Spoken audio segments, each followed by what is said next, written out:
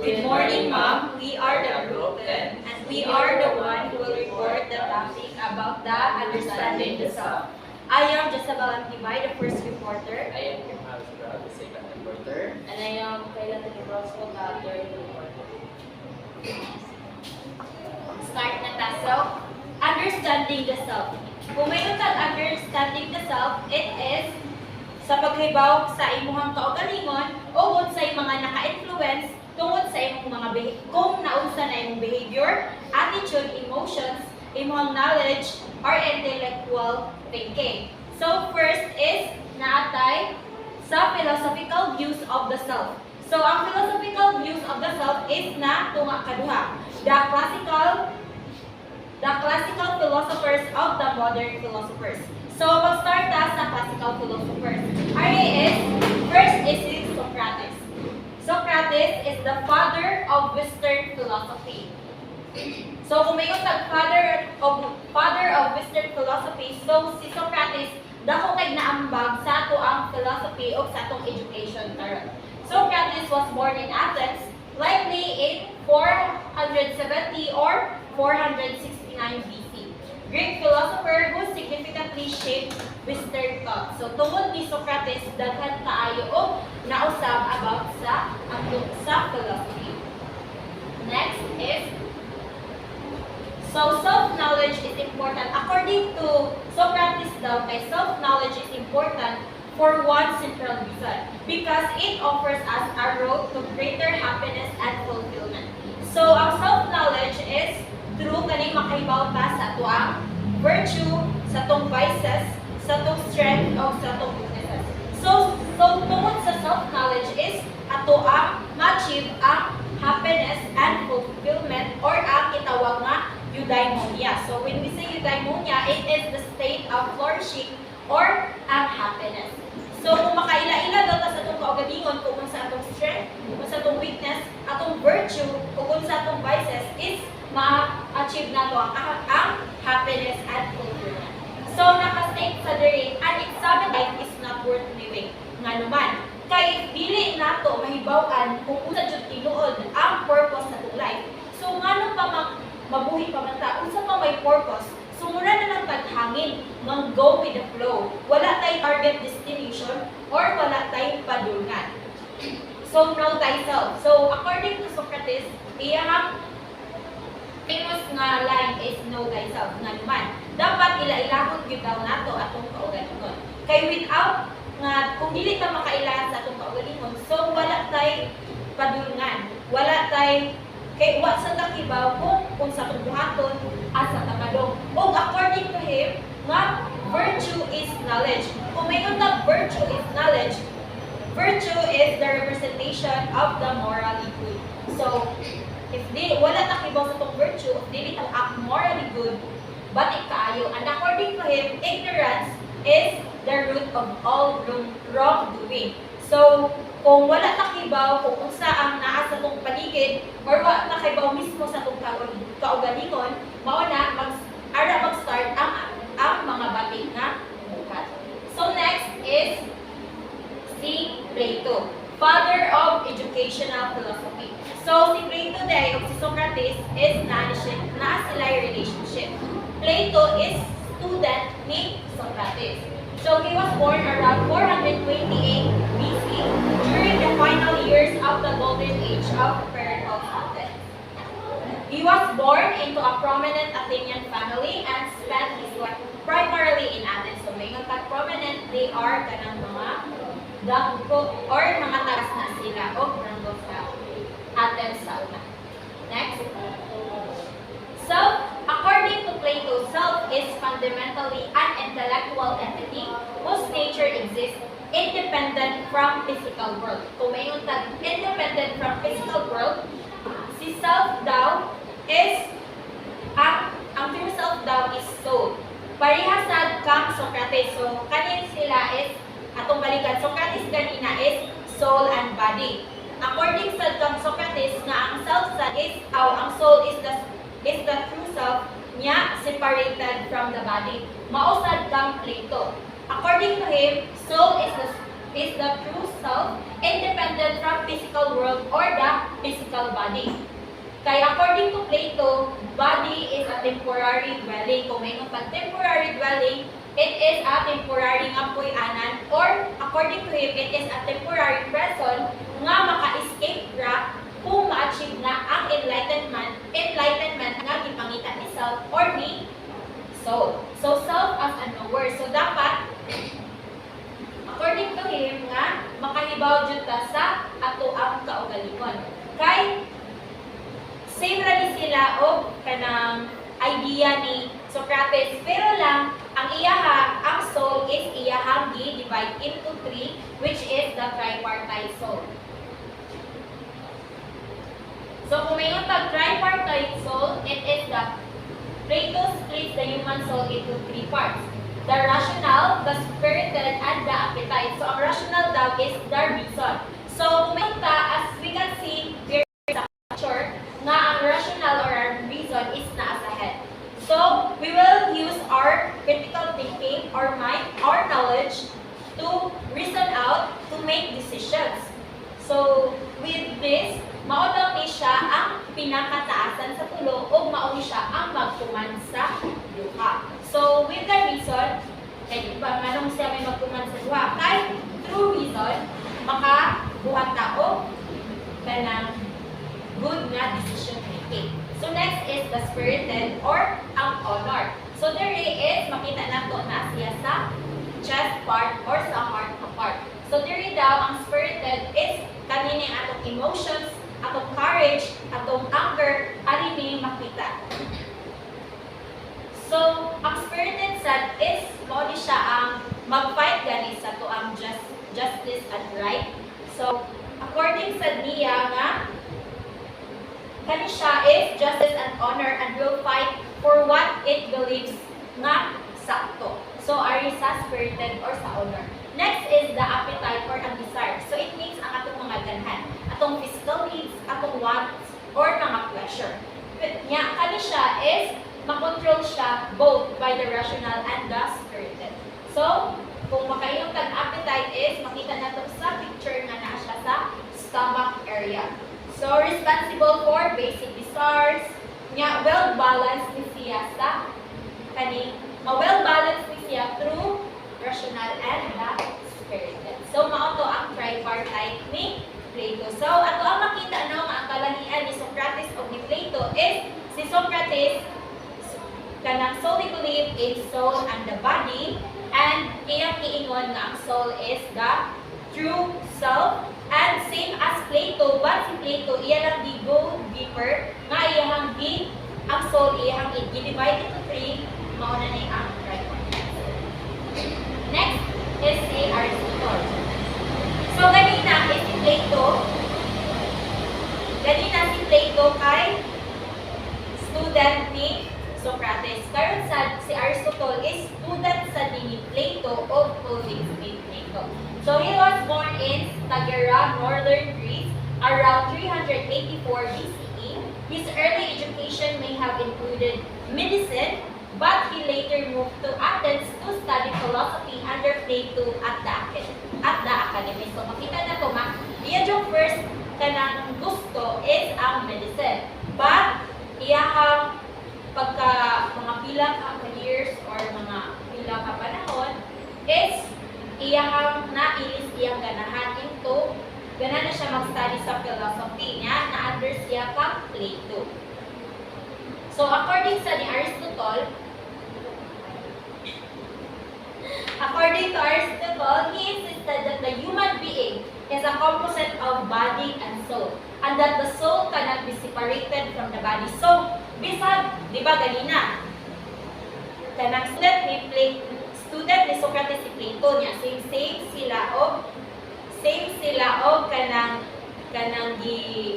pag ilahang gituhuan. While si Aristotle, bisag student siya ni Plato, iyahang oppose ang gituhuan ni Plato o ni Socrates nga ang soul daw is dili jud siya mabuwag sa body. A soul is the actuality of a body that has life.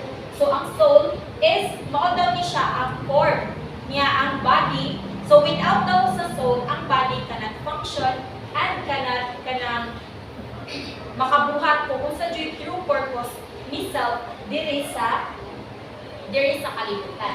So mao jud atong hinumduman no nga ang soul cannot be separated from the body, and this is according to Aristotle. Aristotle believed that the soul's rational part is particularly important for human flourishing.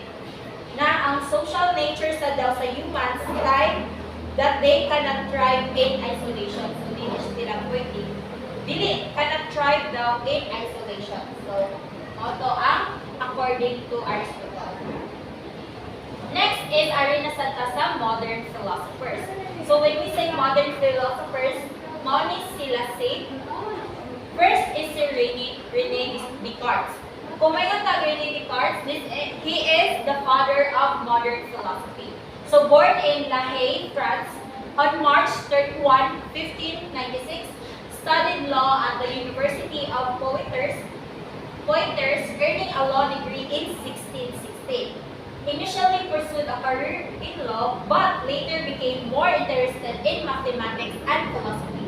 So same sa Aristotle ganina no. Iyang ganan is medicine. But later on, ganan na sa siya mag-study sa philosophy.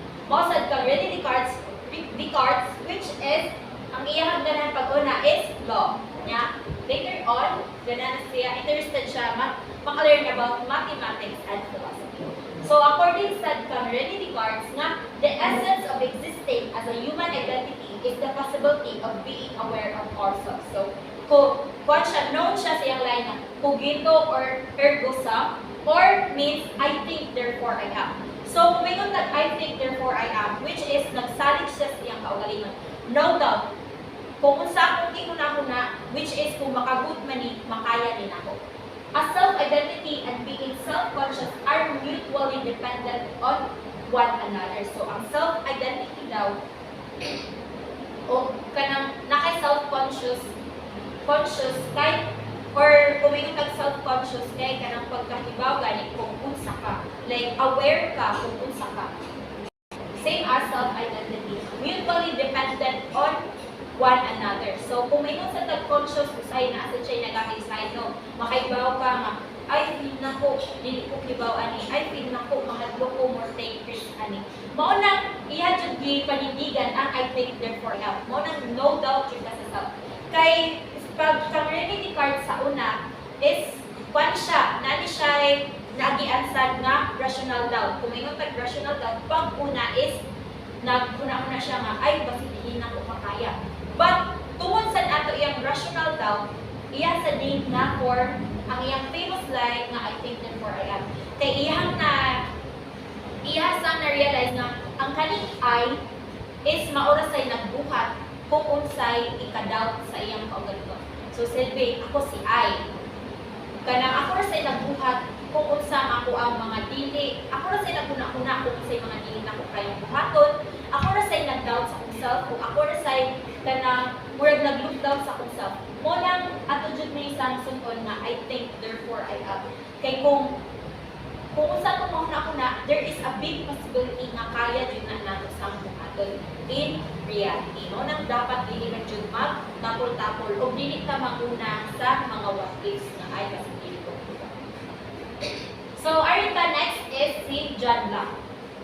John Locke is the father of liberalism. So he was born on August 29, 1632 in Rington.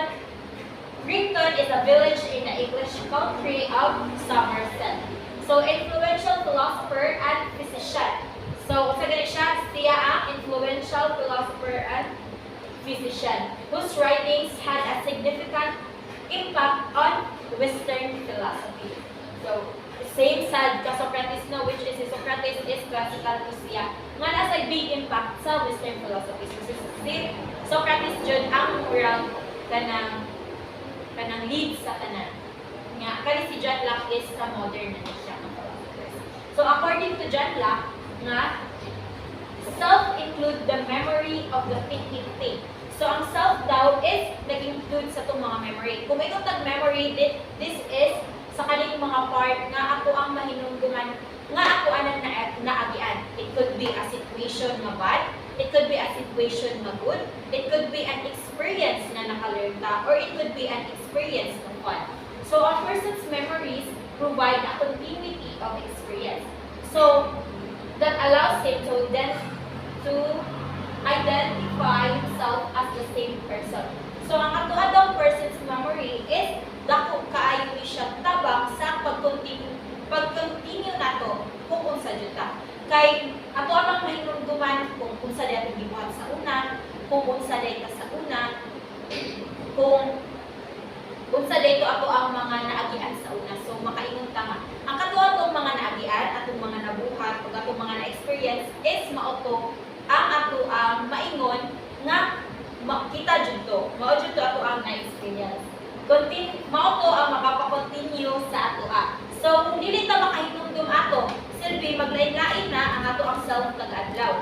So, lain-lain na tag self-identity. Kay wala man tayo hinumduman o wala tayo distinct nga or wala tayo distant nga ay kita juday or ay mao juday to ako mao. So, next is si David Hume. David Hume is the father of modern empiricism and philosophical skepticism. So he was born in Edinburgh in 1711 and grew up at Newells, his family's modest estate. So he was educated at the University of Edinburgh, initially considering a career in law, but his interest shifted to philosophy. So same as René Descartes, no? Interested sila sa law, but later on, mas na-interested sila to study philosophy. So according by David Hume, nga, emotions and sensations occur a few at a time. So emotions daw and sensations occur at a few at a time, ever-changing and never all exist equally all at once. So si emotions daw o si sensations kay dili jud na ingon nga magbungan sila all at once or equal na. Nadyo mas mulabaw kaytan, mas mulabaw karon depende sa situation. Mulabaw karon ba si emotion or mulabaw karon si sensation. So he was a fierce opponent of Descartes' rationalism. He made empiricism, origin of knowledge, is sense of experience. Kaya diba, according ganin na kang Descartes is rationalism thinking or pag-rationalize gani sa usa ka no decision. But mao na ang knowledge according to Descartes. Pero according to David Hume nga, ang origin sa knowledge is ato ang sense of experience. So kung wala daw ang atong experience is wala sa daw tayo makatunan. Ingon ni David Hume.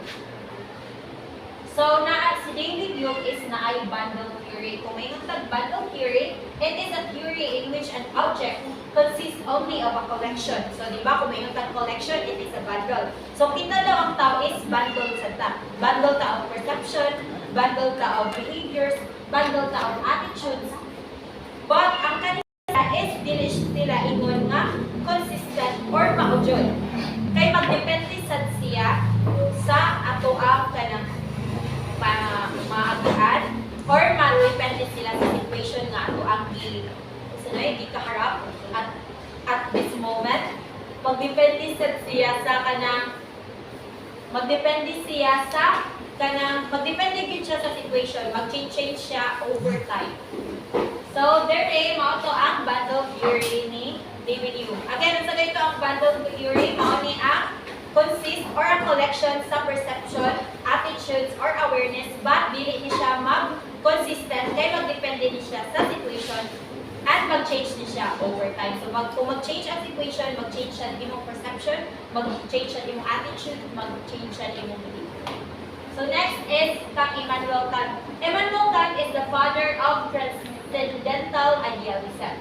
So, he was born in Königsberg, East Prussia. Modern day, karon is known as Kaliningrad, Russia in 1722. University of Königsberg at 16, So nag-study siya sa University of Königsberg at the age of 16, initially studying theology and later becoming a professor of the logic and metaphysics. And according to Immanuel Kant, the human mind creates the structure of human experience. So, unsa daw, ang human mind daw mao daw ang nag-create sa human experience. So, dili tayo ni ma-separate ang human mind o ang human experience. So, self is the transcendental, which means the self is related to a spiritual or non-physical realm. Self is not the body, but it is outside the body. So, self daw is dili kung unsa ato makita sa ato ang body. Kung di ato ang self is makita pamaagi sa kung unsay naa sa gawas ng body. When we say gawas ng body, unsa atong ipakita through atong actions, through atong pag-interact, or through sa ato ang na-experience. So, knowledge bridges the self and material things together. So, ang nag-bridge daw sa self o sa material things together kay ang atong knowledge. So, according pa niya nga atong knowledge is dili nato makita jud. Dili jud nato makita nga sa ato arang human mind. Kay inseparable ang human mind o ang human experience. So,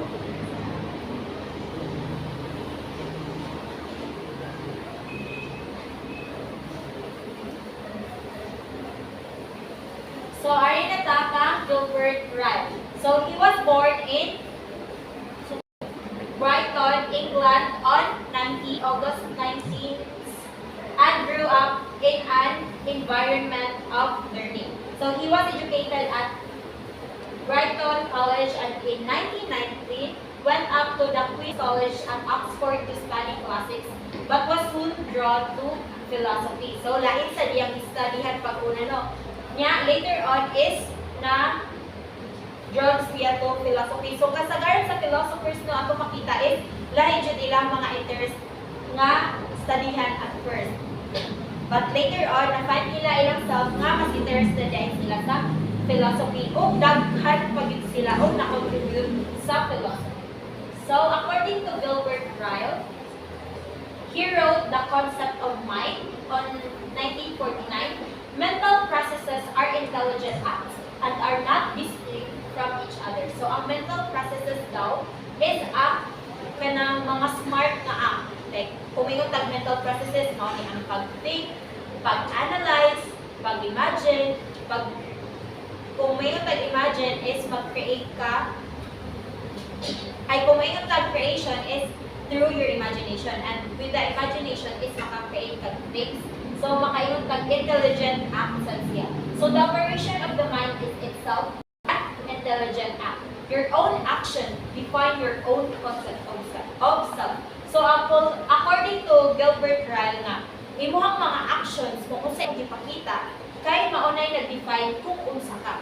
Kung unsa ang imuhang kanang pagdala nimo sa imong kaugalingon. And iba, in every aspect sa itong life is different sad ang ato ang pag-act.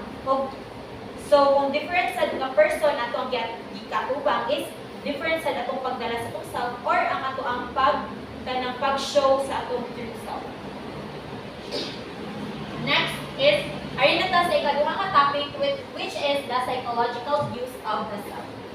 First psychological views is ang psychoanalysis according to Freud. According to Sigmund Freud, nga born in Freiburg, Moravia, now ang iyang known is Freiburg Czech Republic. On May 6, 1856, two Jewish parents. So, iyang parents is Jewish. He practiced as a doctor in Vienna and focused his research on neurobiology and the nervous system, ultimately developing psychoanalysis. So, tungod sa iyahang pagka-doktor, iyahang na-come up ang psychoanalysis nga.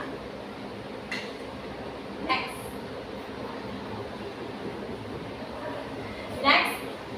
So, tungod sa iyang pagka-doktor, iyang na-come up ang psychoanalytic theory. So, it is a personality theory based on the notion that unseen forces controlled by the conscious and the rational thought motivate an individual. So kung ang nakamotivate daw nato is atong consciousness, kung may consciousness, it is the awareness kung sa ang naa ang imong paghahibaw sa butang. And the rational thought ang imuhang pag-think critically, pag-decision making, o pag-reason out, mao na ang makamotivate daw sa usad-usad. So, next, nani siya fruit iceberg theory. So, na ay conscious, pre-conscious, o unconscious. So, makita natin no ang iceberg. So, fruits, three level of consciousness. So, first is unconscious. Kung may conscious, it is the information we are actively aware of and paying attention to. It could be the thoughts, ang ato ang perceptions, ang ato ang mga nahibaw-an, ang ato ang mga beliefs, or ang ato ang kanang mga gustong buhaton o unsay maoy naa sa buhat. So again, ang consciousness kay mao ni ang ato ang mga nahibaw-an o ang ato ang mga gi-pay o attention. Sa pre-conscious side, it is a kanang storage daw ni siya. Area of information nga ma-access siya when needed. Kung kanisaan nato kanang kailangan ang katong mga butang is magamit nato si pre-conscious. Kay mao ni siya ang ato ang memory, ang ato ang stored knowledge. So ang ato ang mga stock knowledge diay kung mag-exam ta, kung mag-need tag stock knowledge is magamit nato si pre-conscious. Ya dapat di ay kung mag-exam ta kay mas mulabaw si pre-conscious para mo function ang ato ang memory or ang ato ang mga storage area of information. So next is ang unconscious. Kung may yung unconscious, mani ang deepest and most influential level of the mind, containing repressed memories, desires, and impulses that are not readily available to conscious awareness. So kung may yung unconscious is wala takibaw, unaware taan ng buhata, mao ni ato ang mga naa siya nato pero dili jud siya nato ma-permi nga gamit. But, importante kay siya. Kay mo na atong instincts, atong fears, o ato ang selfish motives. So, sometimes si unconscious is negative sa siya. So, arin na ta sa three parts of the sight or mind. So, kanang familiar naman ta sa ego o sa ego, no?